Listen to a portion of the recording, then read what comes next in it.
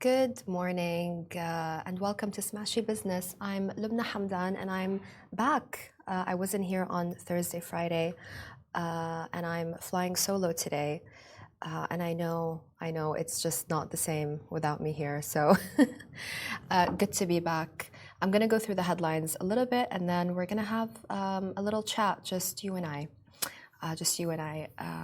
Yeah. I'm gonna be talking to myself. No, I'm gonna be talking to you guys, and I really appreciate you guys, and I'm gonna tell you why right after I go through the headlines. Pavel Durov, we love following Pavel, and a clip resurfaced from his Tucker Carlson interview. It's a pretty interesting one. He talks about why he doesn't believe in owning big assets, at least for himself. And then we're going to talk about Emiratisation in the private sector. Is it actually working? We hit a record 100,000 Emiratis in the private sector, but is it actually working? We're going to talk about that next. And then you don't need to list to prove you're number one. That's according to an investor in Tabby, and he was taking a dig at Rasan. So that's an interesting one. Love me a little bit of business rivalry. I think we all love a little bit of that. It puts on a good show. We'll get to that in today's episode as well. And then last but not least, Sarwa's crisis management after that $122,000 fine. We're going to talk about that.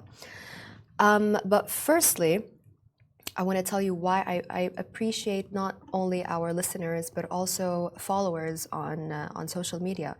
I don't have a big profile. I have about 5,000 followers, something like that. I never really cared much about it, never really put much effort into it. I probably should, but some people who follow me listen to the show, and someone left a note saying, Lubna, are you losing weight?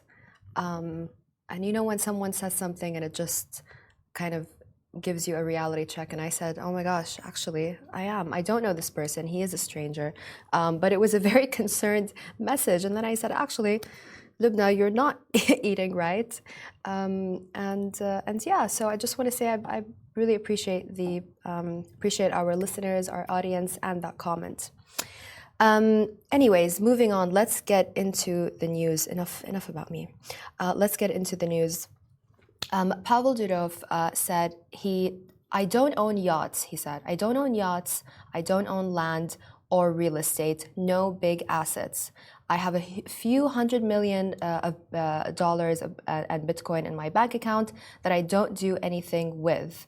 He says he wants to feel free. That's why he doesn't want to be held down by big assets. What a good problem to have, Pavel. What a good problem to have. If only that was, one of my problems. Makes sense, though. I think a lot of people nowadays are going for more of, cryptocurrency. They don't want to own yachts. They don't want to own land or real estate. Interesting, though. If you guys haven't watched that interview with Pavel Durov, he's obviously known for not doing many interviews. Do check it out. It's his, I think it's an hour long or 2 hours long maybe with Tucker Carlson. Can't remember exactly how long it was, but very, very interesting because he doesn't normally do these interviews. I wonder though how honest people are in these interviews. Like, does he really, really not own any real estate? And I also think it's a bit sad if you don't own land because land is associated with roots, heritage, family. So I do find that a little bit sad. Anyways, moving on. Emiratisation in the private sector. By the way, sorry, shout out, I just want to put something out there. If anyone would like to be, not a spy, but if anyone would like to come forward or just get in touch. Get in touch if you are in touch with Pavel Durov. We would love to have him on the show. We have been trying to get him for years. He's not the easiest get, and I know this is a long shot, but I'm reaching out to our listeners.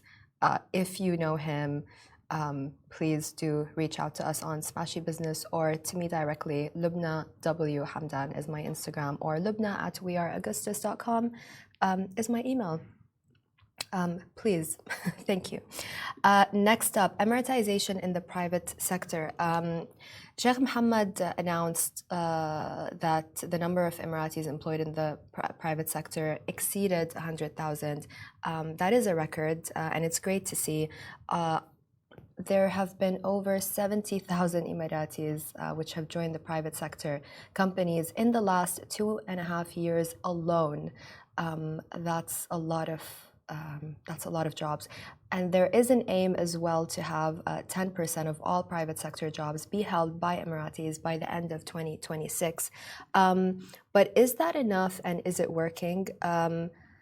It's great to see these numbers. It's great to hit that record, but it's interesting. I was speaking to Umaira. Shout out to Umaira. Umaira used to work at the Alif Foundation, and she used to help guide young Emiratis in their careers. And one main issue she found is that even though the Emiratis themselves are perhaps lost, it's a combination of, they're lost, they don't know where to start, they're eager to learn, but haven't found a mentor, which is why, by the way, the Call Me Mentor app by Walid Deep, shout out Walid as well, has just sold. He's just exited that app. And it's a mentor app. That just gives you an idea of how big the gap in the market is for mentors. I myself have been very lucky to have a mentor in my career. Very, very lucky. Shout out to Anil as well.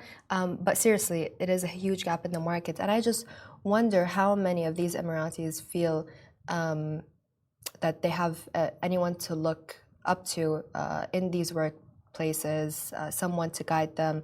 The culture is different. So it's just interesting. I think they have so much to offer, really. But perhaps they just haven't had the guidance. Let's put it that way. Perhaps that needs to be looked into. You don't need to list to prove you're number one. That's Mazen Al-Zaidi.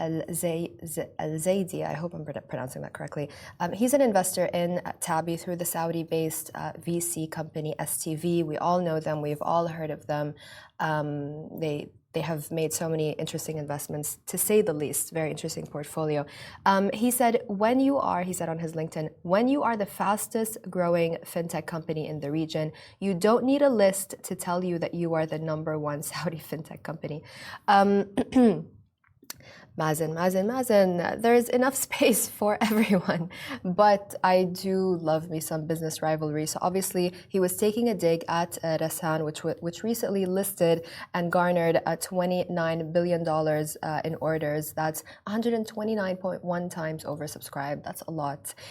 Tabby itself raised $1.7 billion from investors, including STV, though we don't know how much STV invested exactly. But Rasan is the largest online insurance company in the kingdom. So it's basically an aggregator. It runs an aggregator that allows users to compare, buy, or renew insurance for vehicles, health, or travel, etc. You know the drill. It's good to see this because I think, obviously this competitiveness just gives it a little bit of fun, and we don't see that often in Saudi, and we don't see that often in the Arab world. But it's nice and good to see. I remember I was attending a conference once, and Mohammed Labad of Ahmad, of course, a legend really, and a character. He said on stage, "I don't want my son to be more successful than I am. Why would I want my son to be more successful than I am?" He's like, "I love the competition. I want us to compete." He said, "Yes, I want to be very, very successful." And it was interesting because it caught everyone off guard, that line. But when you think about it, it's fun to have that rivalry. No pressure, Rashid. But but yeah, big shoes to fill. I don't think. I mean, let's see. I don't want to say I don't think anyone can fill Mohammed Labad's shoes, but let's see what Rashid gets up to. Lastly, last but not least, Sarwa's crisis management or lack thereof. Obviously, Sarwa has been fined by the ADGM's financial regulator for breaching rules on offering securities. We talked about this a little bit last week.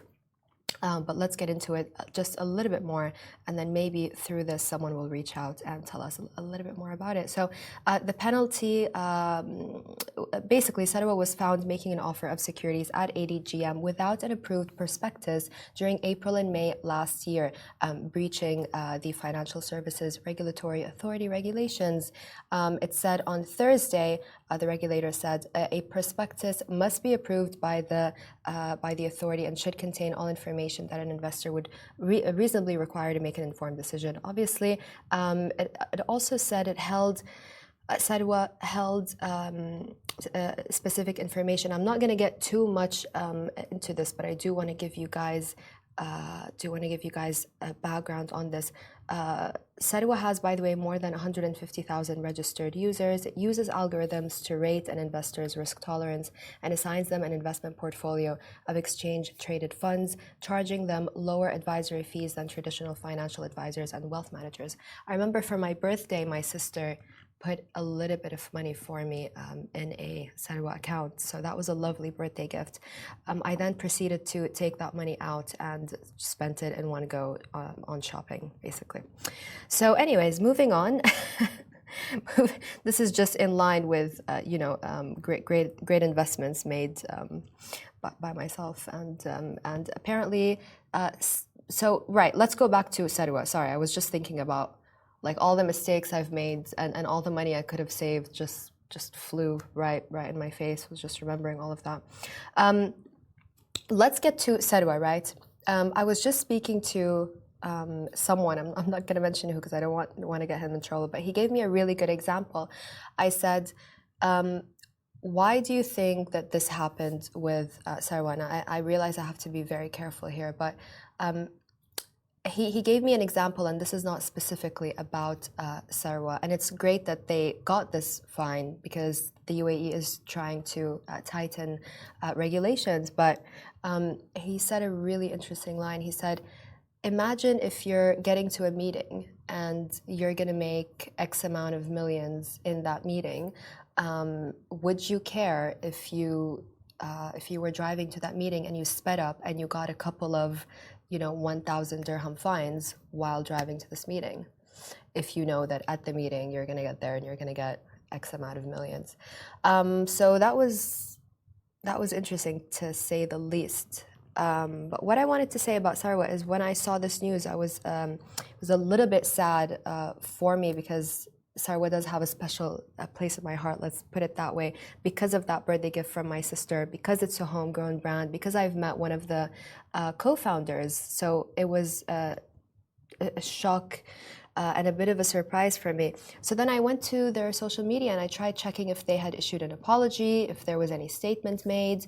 And these are young founders, right? 3 young founders.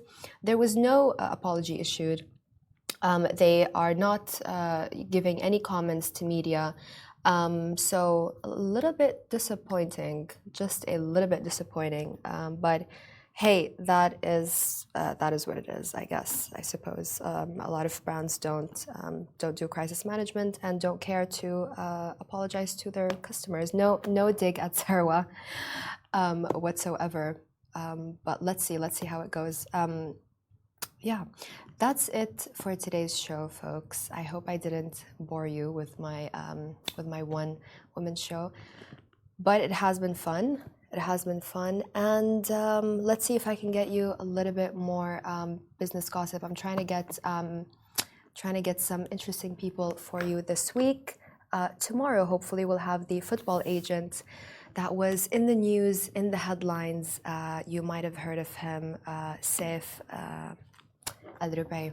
We're gonna hopefully have him tomorrow. So see you tomorrow, and you know the drill. Get us wherever you get your podcasts or watch us on smashy.tv. And thanks again, guys. See you tomorrow.